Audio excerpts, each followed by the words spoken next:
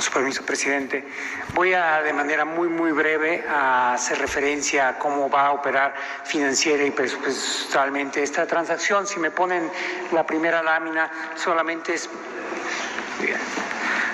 para explicar cuáles son las ventajas de contratar con la UNOPS desde el punto de vista presupuestal. La primera es la UNOPS, es un organismo de Naciones Unidas especializado en contrataciones y tiene una serie de principios muy importantes. El primero es, se quiere asegurar que las contrataciones son hechas de manera transparente, y eso ayuda a la lucha contra el fraude y la corrupción. Es una agencia de Naciones Unidas con muchos años de experiencia, tiene más de 20 años en la adquisición específica de medicamentos y posee además un observatorio regional de precios de medicamentos en 21 países. Esto lo que hace es darle visibilidad hacia el mundo al proceso de compras en México y dar una garantía de que el proceso es transparente, es competitivo y se tiene acceso a los mejores precios. Si pasamos a la siguiente, quisiera explicar ahora cuál es esta primera fase a la que hizo referencia el presidente, en qué consiste y cómo se va a ejecutar tanto contractualmente, financieramente como presupuestariamente. Son estas tres etapas.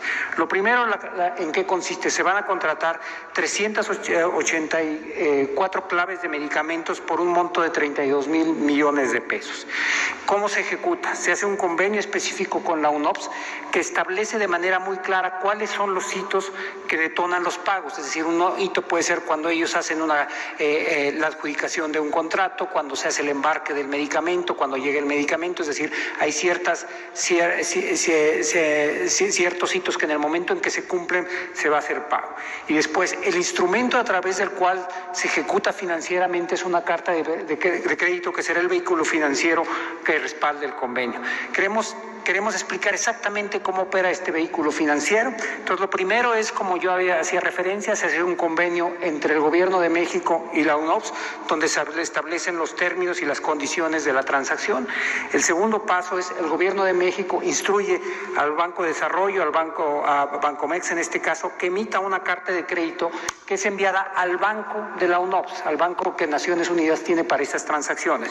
El tercer paso es, el banco corresponsal de la UNOPS le notifica a la propia UNOPS que esa carta de crédito existe. Esto es una operación que se realiza muy rápidamente, en unos 2 o 3 días.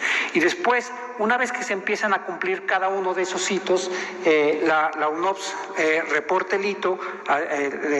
Por ejemplo, aquí el hito es que estamos ejemplificando es que se hace el embarque de mercancía de medicamentos, lo recibe el INSABI.